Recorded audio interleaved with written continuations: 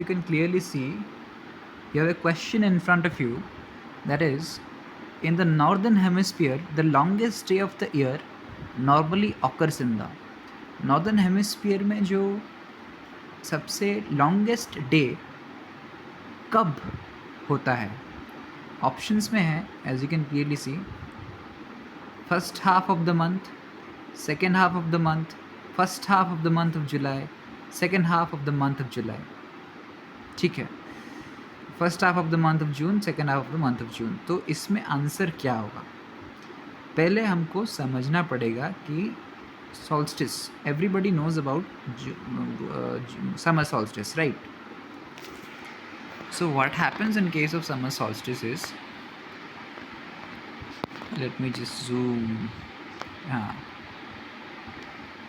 what happens is, so you have the earth, this is the sun,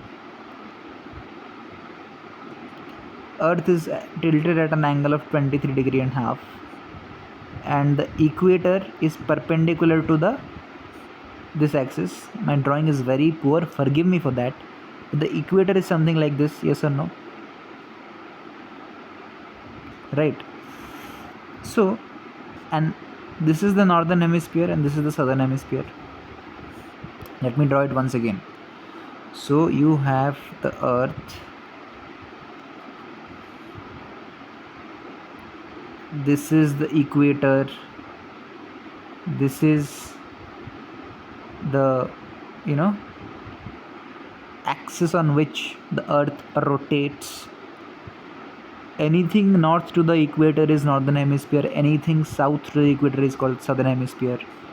And if sun is shining like this, then this part is dark, right?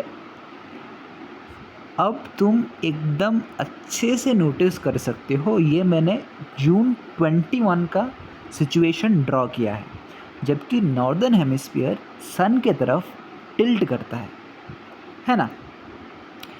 यहाँ पे तुम देख सकते हो कि ये है इक्वेटर, ठीक?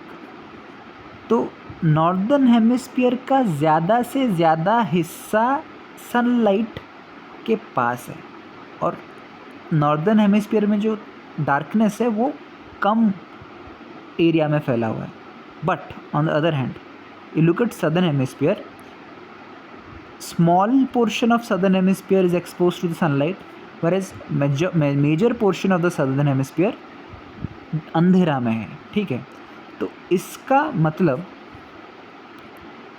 नॉर्दर्न हेमिस्फीयर में जो लॉन्गेस्ट डे कब होगा?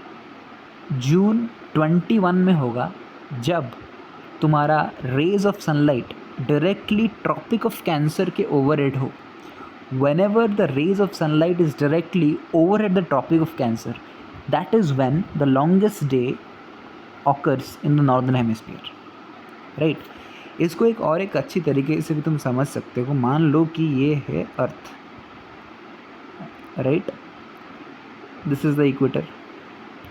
अब जो कोई भी पॉइंट तुम नॉर्दर्न हेमिस्फीयर में ये ले लो, ये ऐसे घूम के फिर ऐसे आएगा, तो जाहिर सी बात है ये पॉइंट, ये है डार्कनेस वाला जोन, ठीक है? ये डार्कनेस वाला जोन.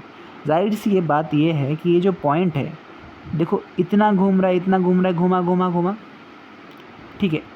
इतना जो घूमा, तब it remained expose to the sunlight. So you can see, जितना टाइम एक्सपोज रहेगा सनलाइट को उतना डे है. तो देखो इतना टाइम वो डे एक्सपीरियंस किया, थोड़ा सा टाइम इसने नाइट एक्सपीरियंस किया, ठीक है?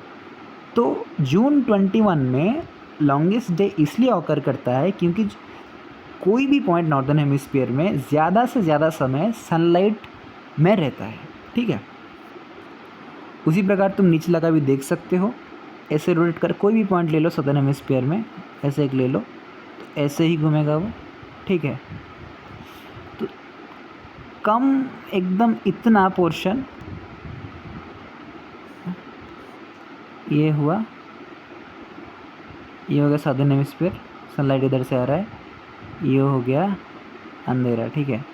तो देखो कोई पॉइंट सदर्न हेमिस्फीयर में ले लूँ, ऐसे रोटेट करेगा, तो सदर्न, मान लो कि सदर्न हेमिस्फीयर में कम समय वो दिन एक्सपीरियंस करेगा और ज़्यादा समय रात एक्सपीरियंस करेगा। Alright, so that's it, thank you very much.